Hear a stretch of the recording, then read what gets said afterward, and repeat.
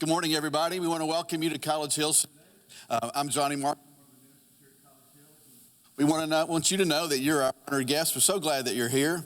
We share a lot of common goals as far as building community and inspiring young hearts and young minds and loving children, and also being concerned about the future.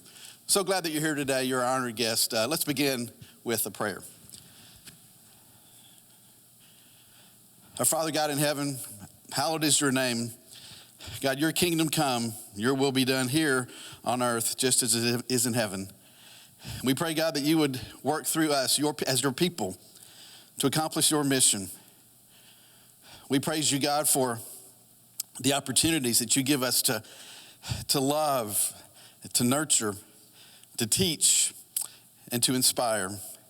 And God, we're grateful for each person in this room and for the calling that they have to do just that. We pray, God, that you would be with this gathering today, that your will be done, and that you would bless this time together. It's in Jesus we pray. Amen. Would you please stand for the Pledge of Allegiance? I pledge allegiance to the flag of the United States of America and to the republic for which it stands, one nation, under God, indivisible, with liberty and justice for all. Thank you all for being here today. Just wanted to introduce myself. I'm Wendell Marlowe. I'm a 42-year veteran of Wilson County school system, so they had to find the oldest guy that remembered the Pledge of Allegiance. So, but my wife was really worried that I would forget before we ever got through it, so thankfully I did not. I would hate to embarrass these people. So at this time, I think it's time to get started. Again, appreciate your attendance.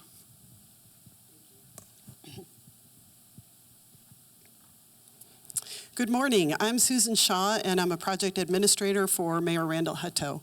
Thanks for being here today. We really appreciate your time.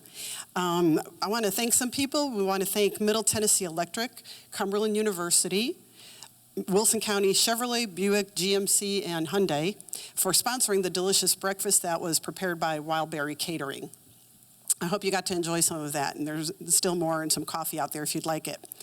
This session is presented by our Chambers of Commerce, the Lebanon-Wilson County Chamber, the Mount Juliet Chamber, and the Watertown Chamber. And I personally want to thank the support that we had in getting ready for this event and also the communication and getting the word out there about this session.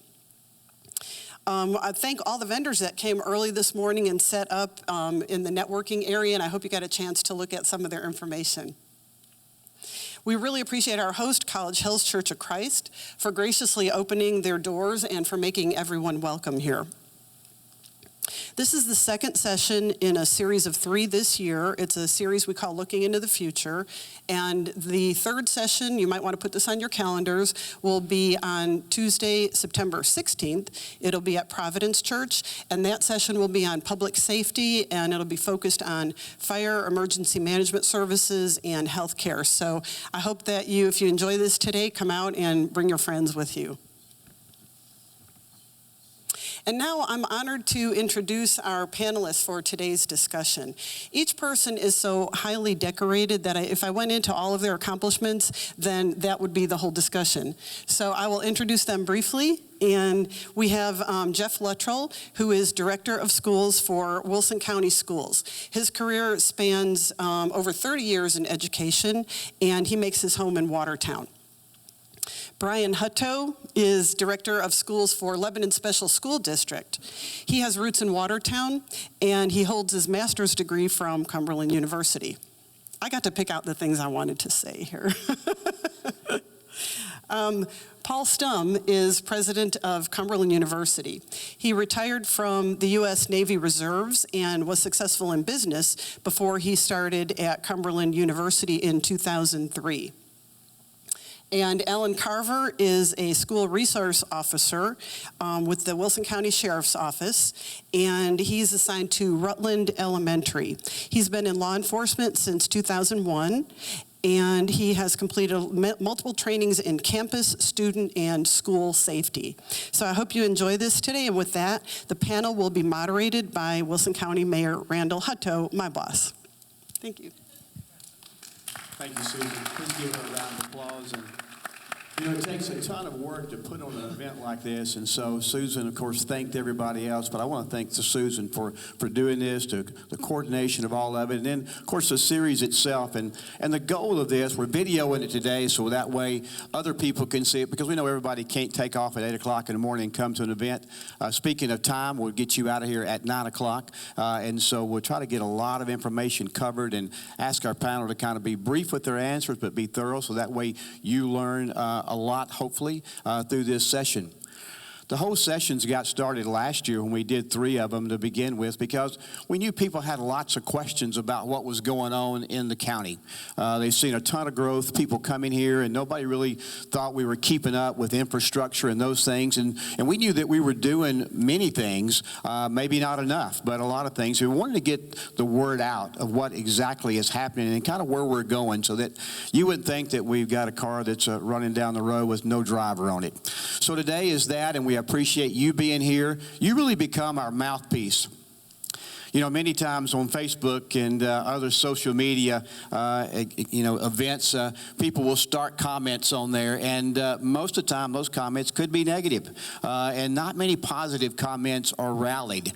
And so this was the goal of this series as well, is for you to have the correct information, and hopefully that you would speak up as well and let people know what's going on in our county. And there's no question that the county is doing well, in spite of me or any of our leaders for that matter, I guess, because we continue to really thrive here. And today, one of the things I think that is very important is how much education is meant to Wilson County. Education is the number one reason people move here. Anytime you ask people, that's what they'll tell you.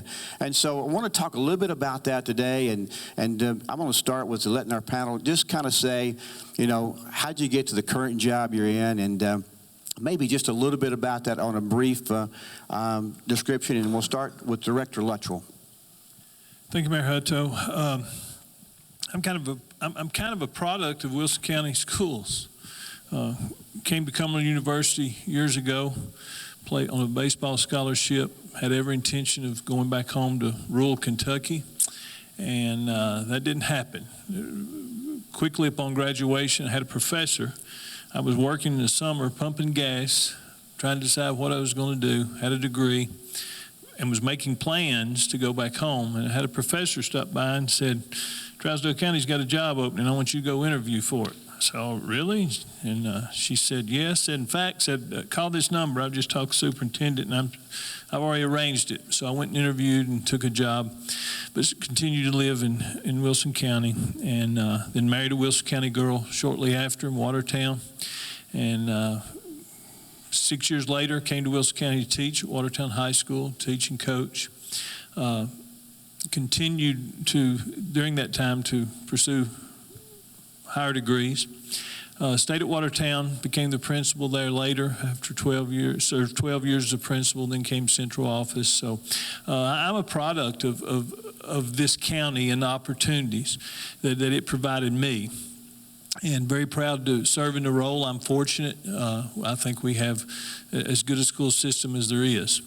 But when I think back over my life, I landed here because I was given an opportunity with Woody Hunt to come further in education. And now look 31 years later, and that's what drives me every day, is I want to be a part of giving our students similar opportunities that I have. And now Brian Hutto, Lebanon Special School District Director. Great last name you got. Thank you for that. Thank you for that. So I'll echo Mr. Luttrell to a degree. I'm Wilson County. I'm a Watertown Purple Tiger through and through. I went to Western Kentucky University for college, came back, and started in Sumner, ended up in Wilson County as an assistant principal, a couple different roles, got my master's from Cumberland, was trained me well, had the privilege of being principal at Cold Spring Elementary for 10 years, and then was appointed to director, and I'm closing out year 3. I also want to echo Jeff, product of this county and phenomenal leadership and people that have guided this path. So want to give that back, and our children, as we say, are our future, and we want to make sure we take very good care of them. So thankful for my system, thankful for this community, and happy to be here. Thank you. And Dr. Stum, as we come to you, I want you to know that these 3 people are from Watertown. I hope you're from Watertown. Go ahead. I'm not from Watertown, Mayor, but I love Watertown. I want to say, first off, what a privilege it is for me to be up here with these other 4 distinguished gentlemen. I just met Alan this morning, but I'm thankful every day for what he and his colleagues do to keep all of our children safe in our schools. I've known Jeff and Brian both for quite some time, and I'm proud to call them both Cumberland alums. And I'm also proud that our mayor is an adjunct professor at Cumberland University. You all may not know that, but he teaches for us, and I'm grateful for that. I want to thank one other person who are in the room, and that is Mr. Rob Porter, and there may be others that I didn't see, but we have a great board of trust at Cumberland University, and Rob is sitting back there in the back, and Rob is one of my 31 bosses, and as a member of our board of trust, and he's the reason I'm in education today, because he gave me this job, and thank you for that, Rob. I got to tell you, though, what inspires me every day is similar to what both of my colleagues over here said. Our job at Cumberland, our mission, our vision is to transform lives through the power of education. And that's what we do every day, and it inspires me to get up every morning because I love being able to be a part of transforming lives, which I really believe we're doing through the power of education.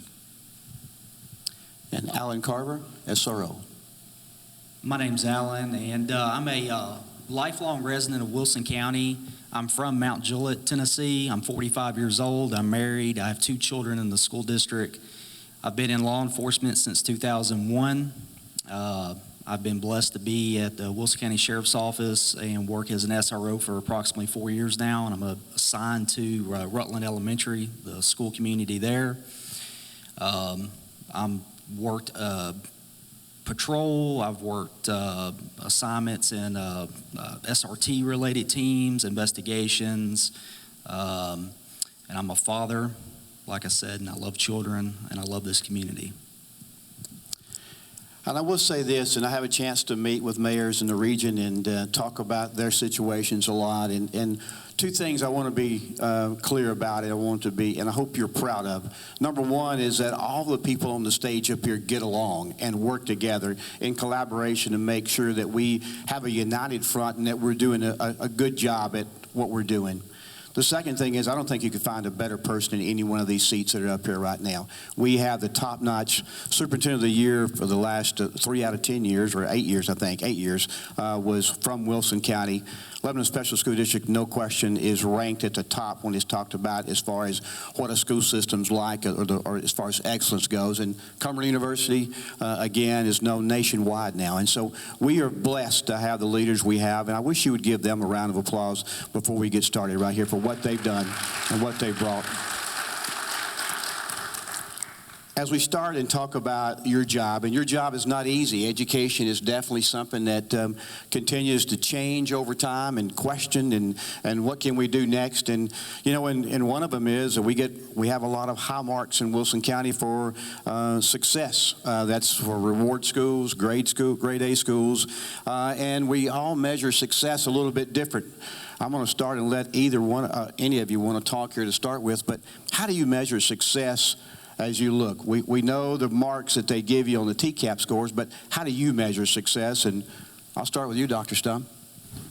Sure. We measure success in a lot of different ways, but I guess the primary way that we measure success is, well, let me ask this question. How many of you, anybody in the room, play football? Football players? Yeah, I see a bunch of you all.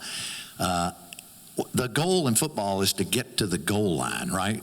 To score a point, get to the goal line. And that's what I think our primary measure of success is at Cumberland, is to get students to the goal line of graduation. And it doesn't really help for kids to come to college and go for a few semesters and maybe incur a little bit of debt, and then leave without a degree. We want to get them, we want them to persist.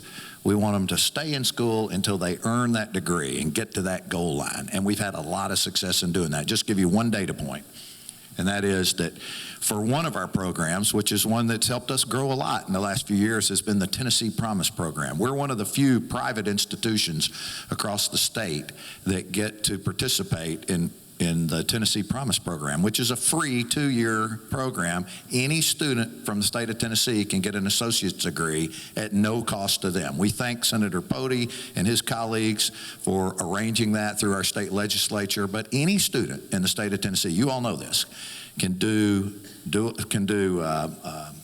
Tennessee Promise and earn an associate degree. If you look at all the schools across the state of Tennessee, including the few privates like us that do it, many of the public schools, all the community colleges, Cumberland University is 20 percentage points higher than the next best school in the state in terms of getting students to successfully earn that associate degree. So we're very proud of that. Sure. For Lebanon Special, Mr. Luttrell and I will share several of the same metrics. We don't go to the high school level, but for us, of course, we have our state mandated pieces. We have TCAP, we have our growth, we have our achievement. Proud of we're an exemplary school district from this past year. Hope to achieve that again. We have level 5 growth, which would be exceeding 2 years for our students. But we also have in-house metrics, and we have a data studio. So if there's a number that we can associate to a child, we want it to have a place where it lives. But not just to live there, we want that number to be alive. I think we blew a fuse over there.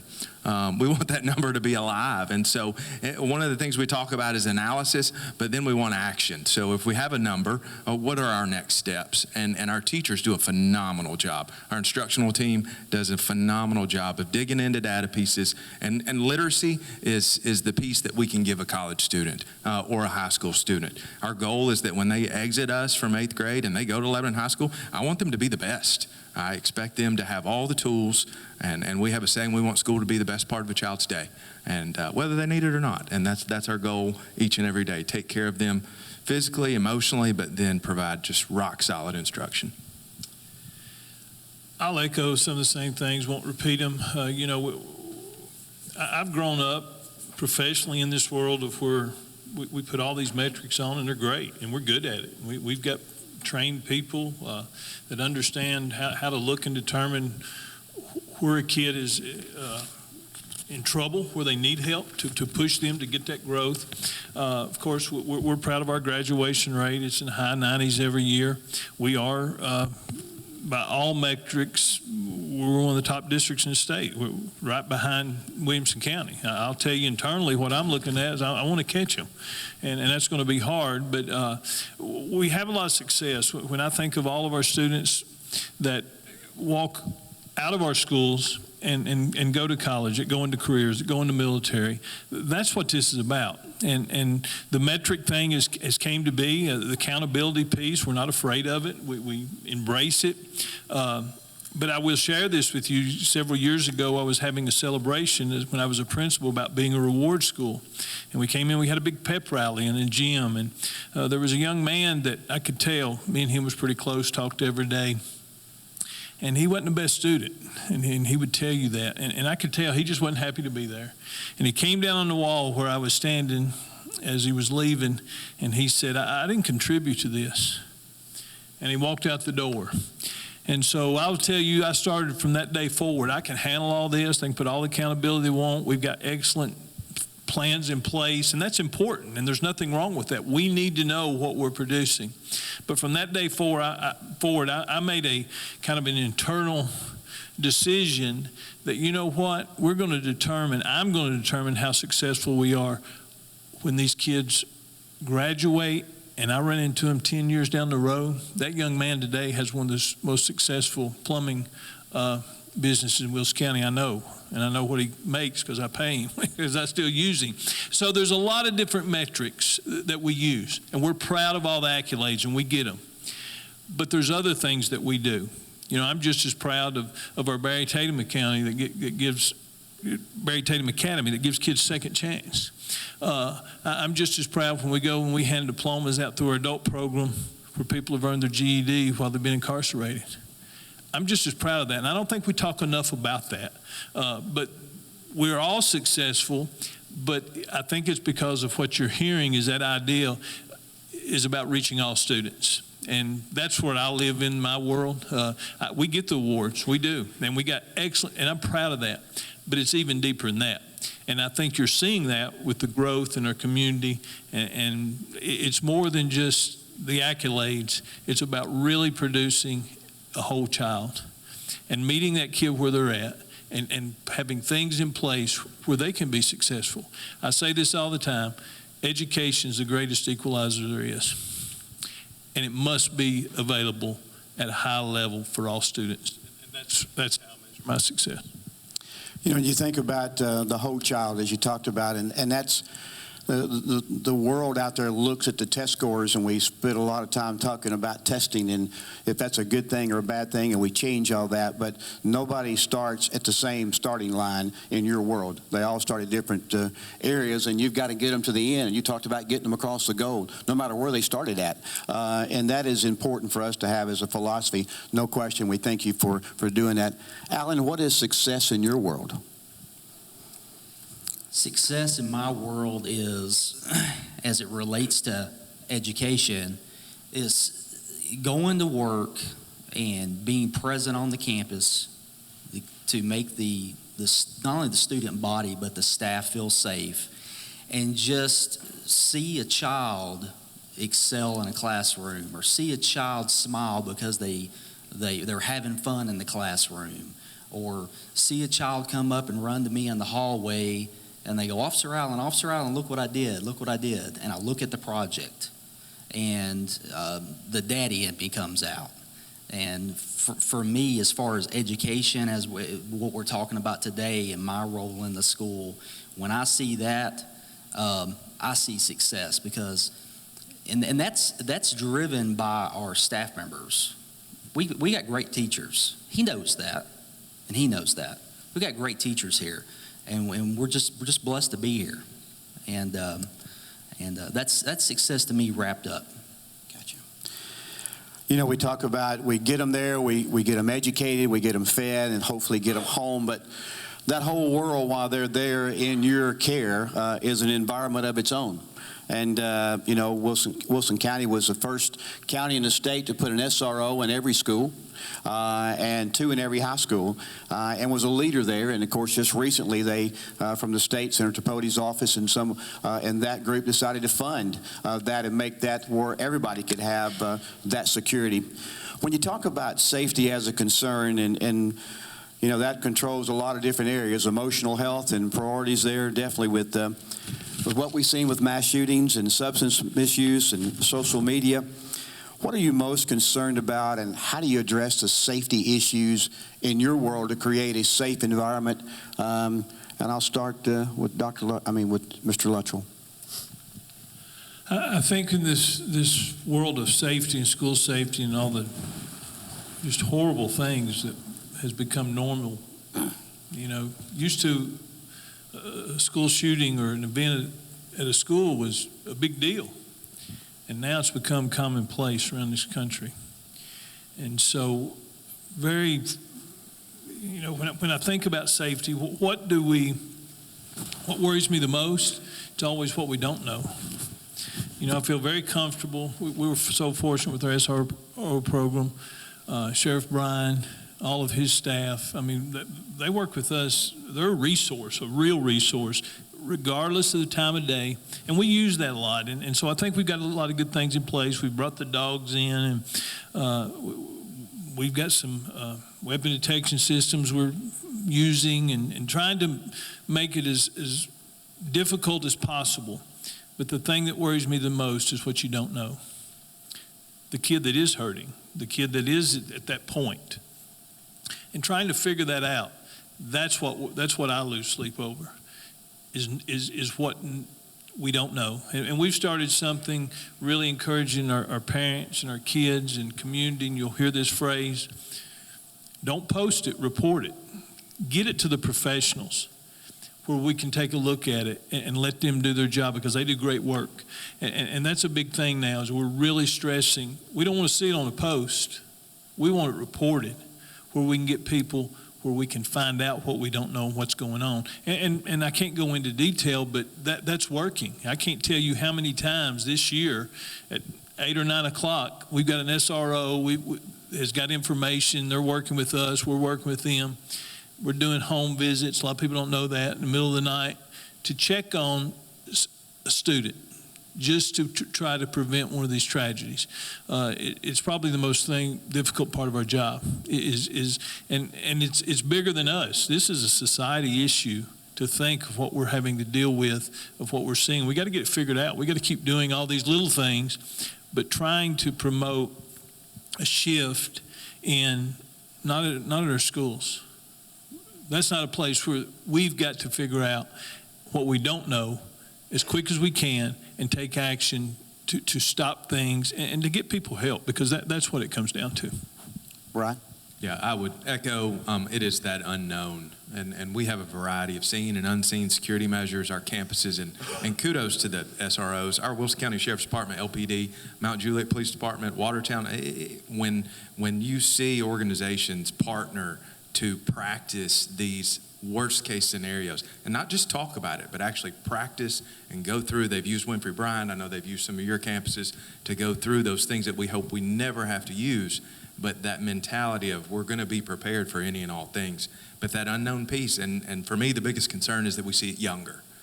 We see dysregulated, high magnitude behaviors in younger students, and if I had the answer for that, we'd write the book and we'd all have it fixed. But it takes a village, literally, and so that's that piece, is how do we provide them the support? How do we provide the families the support? Because we want that child to be able to navigate a day and not go through those pieces. So that would be from our side. Dr. Stump, I know that I get several CU alerts from your Nixle or whatever that you have there. So safety is a concern for you, and you have a lot more freedom on your campus, but a lot more environmental dangers. Talk to us about Cumberland safety. Well, first off, I'm the oldest guy on this stage, and so when I was a student a million years ago, we didn't have to worry about any of the things that we worry about today, none of them. I mean, we didn't ever contemplate a school shooting. We didn't have the internet, which was all the social media. So it is truly a different world today in which we live, and we have done our very best to try to accommodate and address those concerns and needs. We have our own internal security force on campus, led by a former chief of police in another county here in Tennessee, who's really great, Scotty Lewis. We have a great relationship and are so thankful with the Wilson County Sheriff's Department. We love you guys and are grateful for that. And we have a great relationship and are thankful for Chief Justice in the Lebanon Police Department. And we do drills where, I mean, it's amazing how quickly they get to our campus and respond when we need your support. So we're thankful for that. I use the analogy often. I had the privilege years ago when I was in the Navy of serving briefly on CVN 76, which is the USS Ronald Reagan aircraft carrier. And that carrier carries a complement of about 5,000 sailors. And that's about what our community at Cumberland is today. We had right at 3,500 students this year, and we have about 500, a little over 500 employees of the university, several of whom are here today that I see. Thank you all for being here. Why aren't you back at work, by the way? We have a lot of support staff, like our security force and our food services people and our maintenance people and our bookstore people and our grounds maintenance people, all those kind of folks that are sort of ancillary but very important. So we have a complement of about 5,000 people, and we have to take care of them morning, noon, and night. We have students that are living on campus, only about 700, because that's all we can accommodate. We need more housing. But we have students who are with us, and we take care of their physical needs and their mental health needs and their physical health needs and their training and their safety. And so it is a challenge every single day. But I feel really good about the relationships we have, particularly with the Sheriff's Department and the Police Department. And I want you to know one final data point, and that is for the last 2 years in a row, and I better knock on wood when I say this, but for the last 2 years in a row, we've had 0 reportable crimes on our campus. We're the only higher ed institution in the state that can claim that. Now, I would like to tell you that's because we do everything perfectly. We certainly don't, but we do pay a lot of attention to safety and security. Thank you.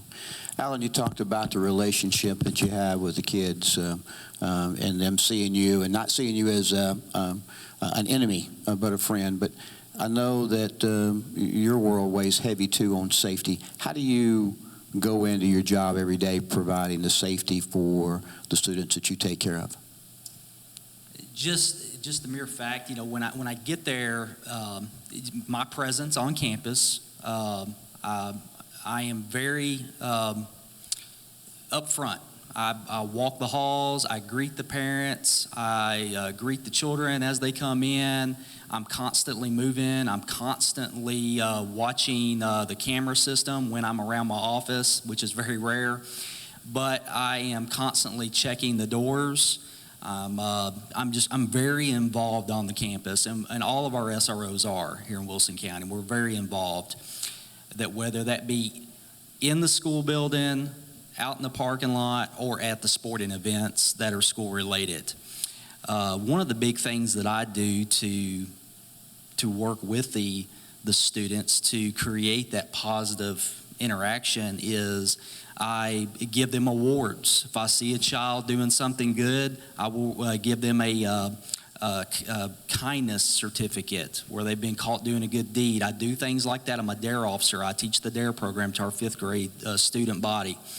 And that's just a little bit of what I do there on campus, but I also help out. You know, I'll read the students. If a teacher tells me, you know, hey, you know, it would be really good if you spent a little extra time with such and such, I'll take the initiative. I'll sit and I'll get that child out and I'll take them to the library and sit with them. We'll pick a book out and we'll read a book. And everyone in here knows, and these educators up here know, that if you spend the time you read the children, that little extra time goes a long way in their education. And that's just a little bit of a glimpse into what I do. In December, both school systems partnered with the United States Department of Homeland Security and held an event called Enough is Enough to inform families of many risks that their children and students face from adult online predators and others. What was the message of Enough is Enough, and can anybody talk to me about how that program went? The online threats are probably one of our, or online potential for threats, are one of the most dangerous things we navigate. We have students that have access to a world that they cannot comprehend, and there are predators online that are waiting. They're in the different apps, they're in the different chat rooms, and Enough is Enough was a visual representation. They walked through what our students have access to, and it was geared for families. I can remember the first time I went to that program, I left scared. I went home, I grabbed my daughter's phone, went through all the pieces. We talked about all the apps, and so for us, it's that information piece. Parents really want to do a great job. We all do. As a dad, I have 2 daughters, I want to do a phenomenal job for them. But we don't know what we don't know. And so Enough is Enough was that opportunity to say, here's what's out there. Really be aware. Get in your kids' business. That was the way that I would phrase it. Just be involved. Anyone else? Well, just, you know, that's been a great thing. It's a community. That started, I think, with me and him just really complaining to each other about what we were seeing and having to deal with, and said, hey, we need to get more people involved. We need to get to the parents, and that's been great. Had a lot of community support, a lot of different organizations come in and help promote that. And it's got to continue. You know, enough is enough. We're all adults. We're all good people. We're educated. We've got to start pushing back on some of the stuff that's being allowed to get to our kids. And you know, when you talk with a young student that's playing a game and you find out they're talking to somebody they think's in Texas, nobody would think that's a good thing. And so I think we've started seeing some results of that. Parents becoming more involved, of saying, we do want to know. And some of these conversations are hard, but they're conversations that need to be had. And, we built off that, and we're continuing that. The last one was about vaping and alcohol in our youth. And this vaping thing is completely out of control. And nobody knows what the impact is going to be later on these students' health. So just being willing to get people in the room, we've got a lot of people who support that, and I think you're going to see out of that has came even more community engagement and the willingness. The last session we had was almost 400, headed over here on the Square Theater, and almost 400 people attended. That's great, because I will echo, we all want what's best for our kids. Yeah. Dr. Stone? Yeah, there are online predators that we all see evidence of. I want to give you one example of that. We had a young lady, a student on our campus who was from South America, I think the country of Colombia. She was an international athlete, really talented athlete, and she was lonely though, and she developed a relationship with an online predator who spoke her language and started sort of engaging with her online. As it turns out, our campus is open. I mean, we don't have the security, anybody can walk on our campus, and we invite that. We want the community to come on our campus. We have our primary dining hall is open every day to members of the community. Turned out that this elderly man decided he wanted to meet this young student, and he asked to meet her for lunch in the dining hall one day. That was his first encounter with her. Our chief of security became suspicious about him, and we have one of the things that I didn't mention, and again, I want to thank Senator Pody in the state of Tennessee, because we got a grant a couple of years ago for safety and security that allowed us to put up cameras all over our campus. And it's been one of the best things we've ever done. College kids do stupid things sometimes, but if they know that there are camera systems watching them all the time, they're less inclined to do some of those stupid things. And this particular case, our security folks who monitor these cameras all the time saw this elderly man was giving this lady some documents, and they wondered about it. Turns out that they approached her. He gave her some plane tickets to go to Texas with him. We discovered that he was a sexual trafficker, and she was this close to getting on a plane to go visit, ostensibly, with him and some of his family in Texas. That man was subsequently arrested, but those people are in our community today, and we just can't, we can't be careful enough. Alan, you talked about the DARE program a while ago, and I know social media and cell phones are an issue as well. Can you talk about either one of those subjects, about what happens in your world on that? In my setting at an elementary school, first off, I just want to say, I want to echo what Mr. Luttrell said. You've got to be involved with the parents have got to be involved in what their children are looking at. I'll use me as an example. I have a 13-year-old young man, my son. I get his phone, or my phone, and I look through it. I do that about once a week, and then I give him his phone, the phone back to use. That's what I'm talking about. You have to be intrusive. You have to really get involved. That's what I recommend. The cell phone usage in the school setting, even at the elementary setting, can hinder education. It hinders the atmosphere in the classroom. If the kids have the cell phone and the cell phones are out and they're using it, they're not able to pay attention to what the teachers are saying. It's a disruption. That's a big problem. And it makes me wonder what they're looking at and what they're doing on the cell phone. We've just got to be more involved, and we really got to pay attention to what they're looking at, what they're exposed to online. I cannot stress that enough. I know you talked about having drills and stuff at your school system, and as well as I know just probably over a month ago, school system and law enforcement conducted a disaster preparedness exercise with Wilson County schools and Friendship schools, and we continue to thank you for making us prepared for a day that we hope we never have. Talk a little bit about growth, if we can, as we move into it. Wilson County has built 12 schools in the last 12 years, and so it continues to grow, and a lot of different people's coming on campus that we maybe are not what we would call home folks, but different areas of moving here, and the growth is there. Talk to us about how growth is impacting your school system, and Jeff Luttrell, I'll talk with you first. Well, I think it's stretching us. I do. I mean, I think in building 12 schools in that number of years is just unheard of. We've got 2 being built right now. But I think also at the same time, it's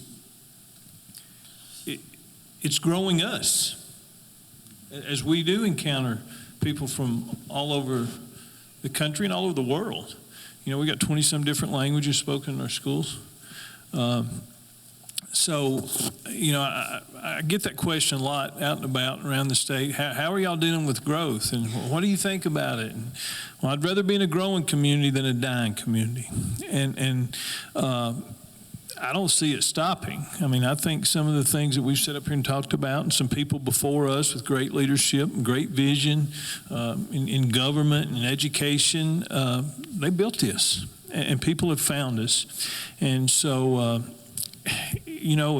it is a stretch, and a lot of what we deal with problems are because of growth. I mean, I won't shy away from, we've grown so much I can't get enough bus drivers. I mean, that's the fact, and I hate it because we've done everything we can do. We've got great bus driver pay. They got full benefits. We've had to stagger start times so they run multiple routes, and we've attacked it every way we can. And there will be an email today from somebody that's upset because we had to down a route today because we didn't have a driver, and I'll have to say the same thing. So there's some real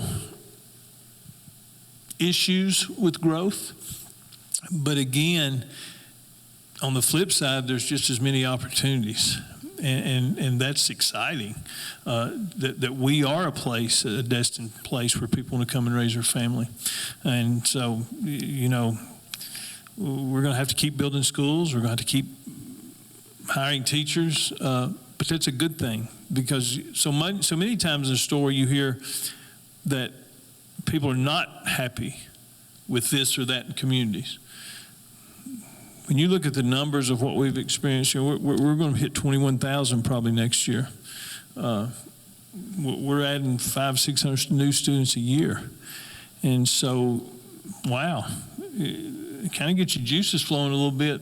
Who are you going to meet tomorrow that's came in here that's new, that wants to be a part of your community? And you see that in our schools with relationships of students. So I think it's exciting. Now, it's pressure sometimes, but it is exciting. And, we've been blessed, as Commissioner Marlowe is here, and with commissioners, that we've had to really support education. And I know you got LaGuardia Elementary coming out of the ground. I think you'll open that up in the fall. And then Central Pike will be the next fall will open up. You've purchased land for Watertown Middle School, and that'll be talked about, I'm sure, pretty soon. And so no portables in the county right now. Is that correct? I've got a few at Gladeville Elementary, but Central Pike will take care of those. Okay, sounds good. I know Winfrey Bryant was built, and in another school, Jones Brummett was built, and maybe there's plans to build more, but what is growth working on you like? Sure. So once again, we talk all the time, so we're sharing some of the same verbiage. Challenges, obviously, with growth. Obviously, an opportunity as well to welcome new families in. The challenges for us, being a special school district, our revenue streams work different than a county school system. We incur our own debt. So while we'd like to build a school every year, and I have folks that look at Wilson County and they say, well, when are y'all going to build a school? And as we carry our own debt, we want to be judicious with our funds. But we also want to make sure we're maximizing our space. Our board chair's here. She and I talk about this weekly. And we just talked last week, what can we creatively do? But also want to mitigate. If we have space at a school, do we look at zoning pieces? Do we stagger starts? What can we do because we don't want our service to minimize. So growth presents a challenge. He didn't ask y'all if y'all wanted to drive a bus, so I'll do that. If you're interested in driving a bus, you see me after this. We have bus aids. It's short routes. We're in the city, so just come see me. Our goal next year is every kid at school on time. We've had to do wait lists. We've had to do alternate routes, but we want to provide that for our families because we've got working families. They need to get to work. They're counting on our bus service, and we want to make sure that that's available. So, there are growing pains, but it's an opportunity to learn. We say you learn the most when it's hard. So out of 12 schools, we do claim Jones Brumman as part of that because, the funding-wise goes, you get the same funding that Director Luttrell gets from the county. You get an extra special school district tax, but otherwise you're just like us, and so we consider you all family as well. And I'll applaud you for this as well, too. Transportation, school buses, is not mandatory by law. We choose to do that, and we have to do that or want to do that because we want our kids at school, and so you continue to battle that even though it's not required, and appreciate you doing that as well. Cumberland University has grown tremendously just over the past 10 years. That campus has really become more beautiful than I believe it has ever been over there. And talk to me about growth in your area. Well, let me begin by saying how thankful I am for both of these two guys over here for what they do in bringing us that growth, because many of your graduates will ultimately end up at Cumberland or one of the lesser schools around the state or elsewhere. But many of them, we're very fortunate to have many of their graduates. This year, I won't get this exactly right, but I'll say it with conviction so you'll believe me. The numbers are close. I think we have students this year from 58 of the 95 counties across the state, from 38 of the 50 U.S. states, and I know this last one's right because this is amazing to me. We have students this year from 64 countries around the world. That's almost a third of the countries in the world that are represented on our campus right here in Lebanon, Wilson County, Tennessee. And we're very proud of that. And I do want to say, though, that some of the best prepared students we get are from Wilson County schools. We're very thankful to live in this community. And we have grown dramatically over the last several years, as you pointed out, Mayor. I would like to attribute that growth to the good looks of the president, but the truth is that the reason we're growing so fast is in large part because Middle Tennessee is such an attractive place to come. People want to move here. They want to be in this area. They want to live here. They want to play here. They want to work here. And they want to go to our school systems, as you pointed out earlier. So Wilson County in particular, but all of the Middle Tennessee, Nashville MSA is growing dramatically. And that's unlike actually the whole state of Tennessee is growing disproportionately compared to other states, but Middle Tennessee in particular. So we are struggling with growth. It is the biggest single challenge we have at Cumberland. Every single day, I worry about how we're going to house all the students, feed all the students, educate. We don't have enough classroom space, enough parking space, enough housing. We don't have enough teachers. We don't have enough, and we struggle with that every single day. Alan, growth impact you? Will there be a day we need 2 SROs in every elementary school, or no, it's capped at so many kids per school, and so you're able to handle that? Any thoughts on that? As far as adding additional SROs, I know that there's been talks, and that has been a discussion in the past. That's a little bit out of my realm. That'd be more of a question for my administration. But as far as the growth and how that affects my job, a lot of times we have all these children. They come from all over the country, or all over the world, really, from other countries. So there's language barriers, there's cultural issues that they're having to get accustomed to when they come here. But at the end of the day, as an SRO in my role, it's not going to change anything. And the SROs here in this county, our main job is just to protection, provide that security for them. So it doesn't matter if a child comes from South America. It doesn't matter if a child comes from Australia or Alaska. or wherever in the country, we're going to provide the same services to those families and to that child. So now we talked about academic success, we've talked about the environment, the safety part, we've talked about growth. Talk a little bit about getting them to the goal line, and that is career choices and how you prepare them. And I think you have a great CTE program here that probably the best in the state. But when you talk about getting kids or to that next level, of course at your level they're at college. Talk to us a little bit about career preparedness that Cumberland looks at. Let me begin that by saying this, another data point for you, because I find this fascinating. Cumberland's been around for 183 years this year. And this year, for the very first time in our 183-year history, we have more than 1,000 graduates that will graduate this weekend. This weekend, we have 1,006 students who will graduate, who have gotten to that goal line. And so that's astounding. And really, our students fall into two categories. The students fall into the category of those who are going to graduate and immediately go to work, and we produce nurses and teachers and criminal justice folks and accountants and athletic trainers and other business disciplines. So those are a big group of our students. And then the other group are the ones that are kind of like some of us on this stage that decided they like school too much, and they're going to stay in school and go to graduate school. They're in pre-professional school. They want to go to medical school or dental school or veterinary medical school or law school or go get an EDD or a graduate degree in education. And some of those people do both. They work and go to graduate school. But almost all of our graduates do one or both of those things. And we're just so pleased, again, to help transform lives by preparing them for either immediate vocation or graduate school or both.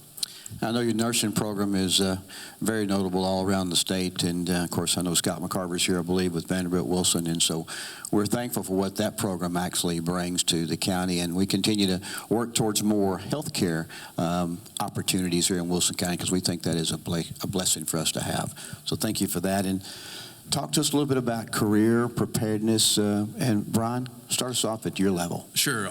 With our grade band, those foundational skills are most priority. So we did computation, literacy, but we also in middle school is where, and if you ever have a middle schooler, you understand what I'm saying. They're into everything. So we want a variety of options, and we do that through our club side.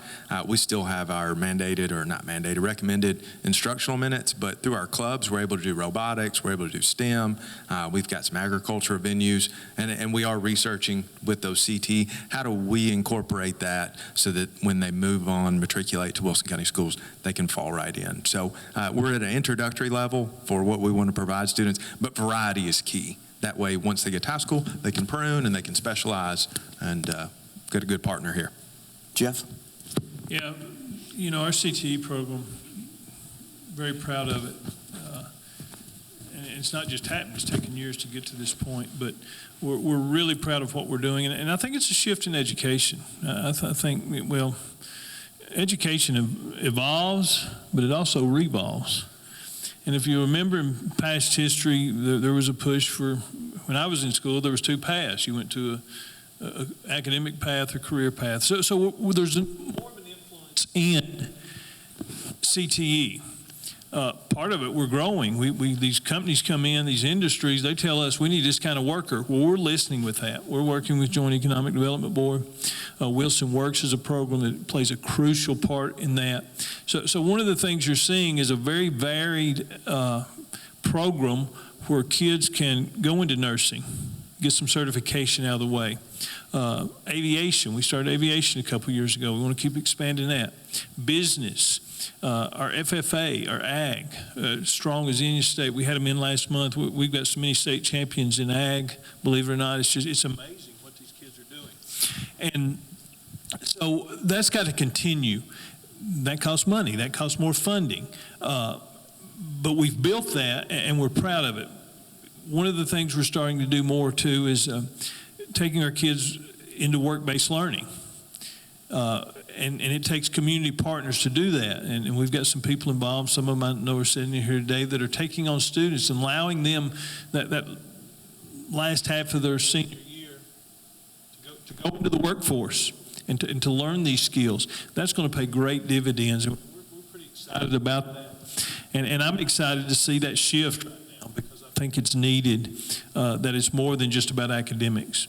And so that finish line is a little different for everybody, but we have a system that we really believe that they're going to get an opportunity to come into our school system and walk out of there and be able to go on and be successful. And working with industries has got to be a part of that. I know I talked with Bonnie Holman with CTE and Lynn Moore, and they both do a tremendous job. And Wilson Works, as you said, is hopefully a good piece and a good connector between the educational world and the career world. I'm going to start back across this with one last question, and we'll finish up here. Talk to us about middle college. I know a lot of times some kids, when they graduate from your place, they're already an associate's degree maybe. Yeah, we partner with County University, Dr. Stum, Ball State, MTSU. We can do the early college route where their last 2 years, they're just really pumping dual enrollment classes, which is a high school credit plus a college credit. And it is possible. We're going to hand some diplomas out and have some kids that have that associate's degree. On the other side, we do dual enrollment. They don't have to go into that program. I know I had a daughter, I think, graduated with 21 hours and going to double major because of that. For the same amount of money, she's in MTSU, that she received here in our local schools. So that's a big part of what we're doing that is a huge economic advantage to the student, but more importantly, it's a piece of getting them to the finish line. The number one thing in a kid getting a college degree is getting into a position to believe they can get a college degree. And if they can have success getting college credit in high school, the data is tremendous in favor of them receiving a college degree. And so these are all important things, but you know, it doesn't just start with the program. You've got to have good educators, you've got to have good programs in place in the K-8 to get them ready to be able to do that in high school. And of course, we still do the AP. When you look at what we're doing in Wilson County, we are very broad in our opportunities. And that's what's attracting a lot of people here. Thank you all for being here today. And anybody have anything that they would like to share with the audience that I didn't ask you that you think is important for them to know in a positive sense at all? Anybody? I have one closing thought that, if I may, Mayor, and I know we're out of time. Well, I want to ask this question. How many of you, by show of hands, have ever been to the Wilson County /State Fair? Show of hands. Good, almost all of you. I have 8 grandchildren now, 4 boys and 4 girls, and they love going to the Wilson County Fair. And particularly the boys, but even the girls, like going over to that section, they call it the midway section, where all the rides are. Isn't that what they call it? You walk in over to the left. And there's, in front of most of the good rides, there's a wooden man standing there that has his arms stretched out like this. Y'all know what I'm talking about? He has a sign on his chest, and that sign says, what does it say, Mayor? If you're that tall, you can ride the ride. That's right. You got to be this tall to get on this ride. And so I tell people all the time, in today's world, if you don't have enough education, you're not tall enough to get on a whole bunch of rides, particularly employment rides. And I think we can't overemphasize the value and import of education for the future of all of our children. Anything else? Anybody? Appreciate this opportunity. We thank our community members. It takes a village. We've said that before. We live in a great place. We want to take care of our students. Thankful for the gentleman up here with us, and thanks for this opportunity. Mayor, I just wanted to publicly thank you for the school systems for allowing us to utilize the schools for our training events. It greatly helps us. And I just wanted to let the community members know, as an SRO, as a public safety educator, as an informal counselor, and a law enforcement officer in my SRO role, if we can ever do anything to help you, or if you are a parent of a student in the school system, reach out to us, keep us informed, and let us work for you. And thank you for allowing me to be here. Yes, sir. Just thank you, Mayor. I mean, I think it's a great opportunity. You know, I sit up here and all the things we get to brag on today, that's our story. We need to tell our story. That's challenging in the world we live in. I tell some people, occasionally I'll have a day where somebody else, I'll run into somebody, well, what do you do? And I'll tell them I'm an overpaid complaint manager because I deal with a lot of complaints. As you know, 21,000 people, we're going to have some people not happy. But I started something about 18 months ago in my private life and in my prayer life and things that are important to me. I can deal with the complaints, do not mind to. But I'm going to relish more every day the blessings we have. And our story's good. We're not perfect. I think all of us would admit we're not perfect. But do we have a quality education system? Absolutely. And so that's what I'm starting to relish more in. We're going to celebrate and tell this story because we need to counter. You know, this social media impacts us all. Man, you just go on there and start scrolling. Wow. It's doom and gloom. Well, it's not doom and gloom. A student can come into our school in our system. Their parents get involved and work with us and our teachers. They're going to be happy. I'm going to get a really good moment, just like he's going to do here, Dr. Stum, this weekend. Here in 2 or 4 weeks, I guess, I'm going to shake a lot of hands in a 4-day period. And there's going to be a lot of pride. And they're getting something that can never be taken away, not by government, not by anything that happens, what they put in their mind and how they learn to think. And so thank you for the opportunity to do this. We need to do more of this. A very good event. You know, I think the goal today was to let you know what a joy that we have to be able to serve the community in the part of education. And we have a great team that's here. And I know they answer to a group, so hold your applause, but I want these people to stand if you're in the audience. If you're a Cumberland University board member, please stand. Cumberland University board member. Dr. Stum is applauding, and I want stay standing, Rob. I know you're the only one in here. Give me Lebanon Special School District board members that are here. Thank you. Keep standing, please. Wilson County School Board. Thank you for being here. Wilson County Commission. Thank you. And any of our elected officials that are here, would you please stand at this time to be recognized? Please give all these a round of applause, and we thank you for what you do behind the scenes. We know many times you get challenged with the day-to-day job, which is really not your job, but you are tasked with that overseeing of what goes on, and it's a part of your family. And so I thank you for what you do and all the questions you have to answer for us, and just being a good support to these people that are on the stage today. Again, I hope this has been informative. It's definitely being recorded, so hopefully other people will see this. And I believe it's in September. What is the day, Susan? 16th. 16th at Providence Church, which is right across from Dale Webb. We'll have WEMA there, all the Lebanon and Mount Jude and Watertown fire departments, as well as 911 to talk about public safety. Again, thank you for being here. Thanks to the panel, and hope you have a good rest of your day. Thank you.